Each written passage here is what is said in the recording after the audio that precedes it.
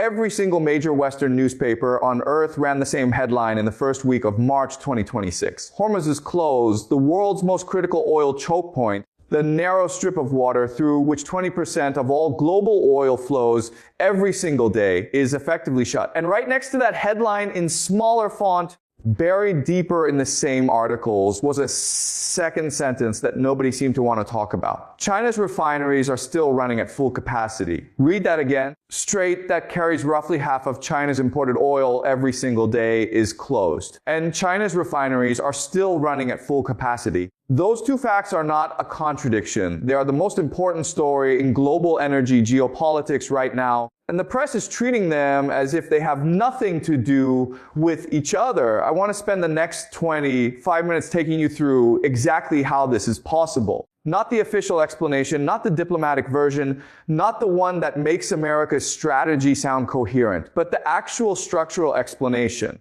The one you arrive at when you read the tanker tracking data, the customs records, the reserve figures, the payment system architecture, and the geography of the shadow fleet simultaneously rather than separately. When you read all of that at the same time, a picture emerges that is not complicated. It is actually very simple. China did not survive the Hormuz closure. China prepared for it, and the preparation was not accidental.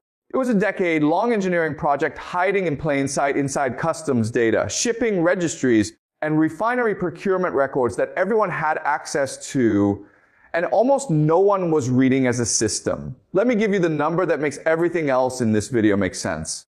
Before we get to the how, we need to understand the scale of what we are actually looking at. As of early 2026, according to the U.S. Energy Information Administration, China held 1.3 billion barrels of crude oil in strategic and commercial reserves. Not million, billion, 1.3 billion barrels. The U.S. Strategic Petroleum Reserve, the one America built specifically after the 1973 Arab oil embargo to protect itself from exactly this kind of energy shock, holds 413 million barrels. China's reserve is more than 3 times larger than the American one. And here is the part that makes that number genuinely staggering. A significant portion of those 1.3 billion barrels was bought at below market prices using sanctioned crude from Iran, Russia, and Venezuela. Processed through a network of small private refineries in Shandong province that China's government officially does not control and unofficially absolutely relies on. The U.S. House Select Committee confirmed this on March 31st. China assembled one of the largest strategic petroleum reserves in human history using the exact barrels that Western sanctions were designed to strand. Let that land for a second before we move forward. Now, let me take you to the actual mechanics of how oil moves from Iran to China right now. Today, while the Strait of Hormuz is functionally closed, because this is the part that explains everything else, and it is also the part that most Western coverage gets spectacularly wrong. The coverage describes the dark fleet as if it is a secret, as if it is some improvised workaround that Iran and China scrambled to build after sanctions were imposed. It is not a secret. It has been documented by Kepler, by Vortex, by the United Against Nuclear Iran Organization, by CBS News, by the Maritime Executive, and by multiple congressional committees for years. The only thing that makes it a shadow fleet is that the ships turn off their transponders. That is the only shadow. The trade itself is enormous, documented, and running in plain daylight in international waters 70 kilometers off the coast of Malaysia.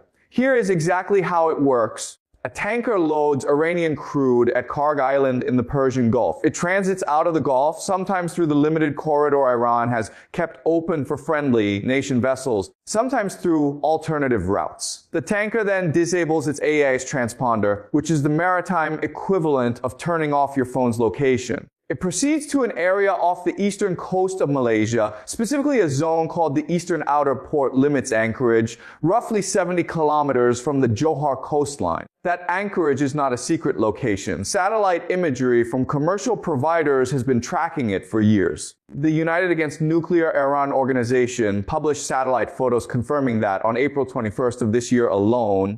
26 Ghost Fleet tankers were anchored or loitering in that zone with their signals active, and 4 separate ship-to-ship transfers of Iranian crude were observed in a single day. In that anchorage, The Iranian crude is offloaded from the sanctioned tanker onto a clean vessel, a ship with no sanctions history and a legitimate flag. The crude is relabeled. It is no longer Iranian. On paper, it is now Malaysian oil, and then it sails to China. The scale of this relabeling tells you everything about how long this system has been running and how large it has become. China's official customs data shows zero imports from Iran since 2022. Zero. China has not reported a single barrel of Iranian crude since 2022. And yet in 2025, China's officially recorded imports of Malaysian crude reached 1.3 million barrels per day. Malaysia produces 400,000 barrels per day. Not 1.3 million, 400,000.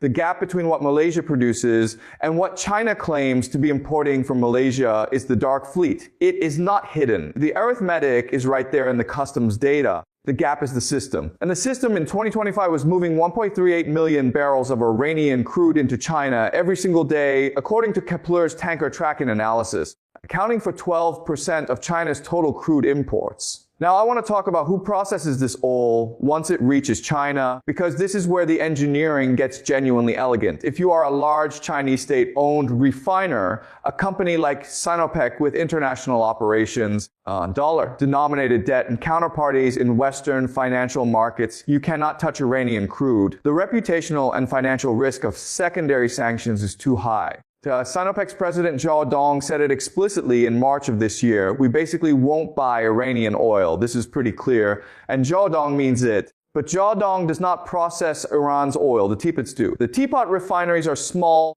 privately owned processing facilities clustered primarily in Shandong province in eastern China. The name comes from their shape, compact structures with rounded tanks and pipe configurations that physically resemble teapots. There are hundreds of them. They collectively handle about a quarter of China's total oil processing capacity, and they have exactly one competitive advantage over the large state refiners. They are willing to buy crude that Sinopec will not touch. Discounted, sanctioned, politically risky crude from Iran, from Russia before Russia's sanction status changed, from Venezuela before the US seized Venezuelan oil infrastructure in January of this year. The teapot refineries are the financial and reputational buffer between China's government and China's sanctioned oil supply.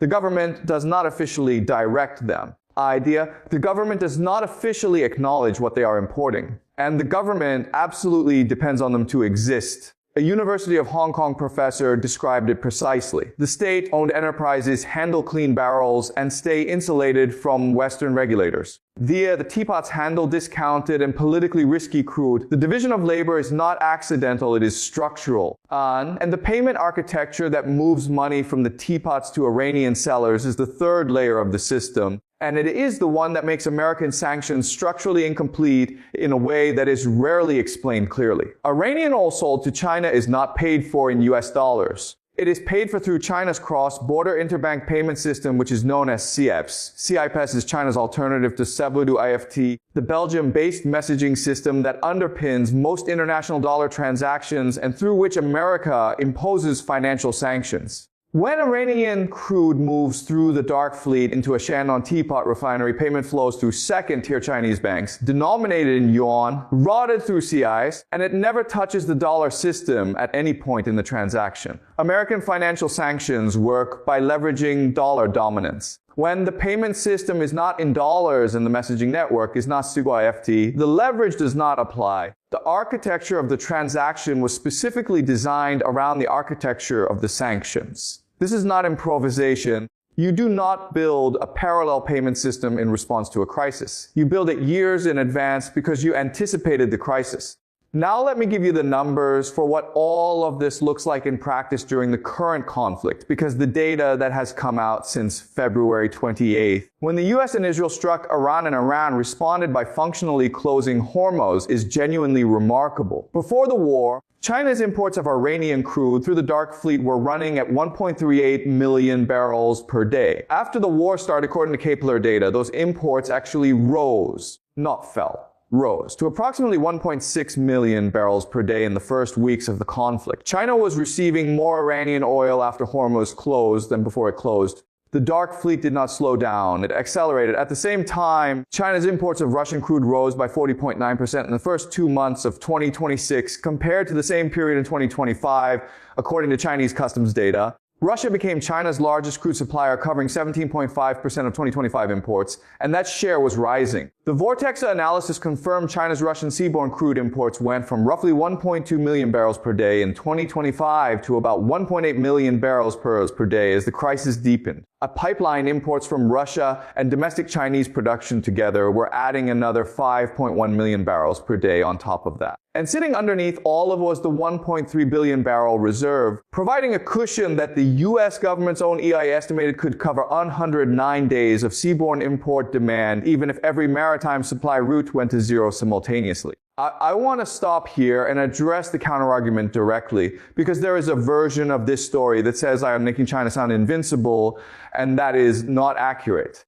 China is not invincible. The Hormuz closure is hurting China. Brent crude prices surged past 116 a barrel in the first weeks of the conflict before settling around 106. The teapot refineries that run on discounted, sanctioned crude depend on that discount to be profitable. Before the war, Iranian light crude was selling at an $11 per barrel discount to Brent. In the weeks after the war began, that discount collapsed to as little as $2 per barrel as global prices spiked. A refinery worker at Luking Petrochemical in Shandong told The Guardian that clients were buying less because crude prices had gone up so much.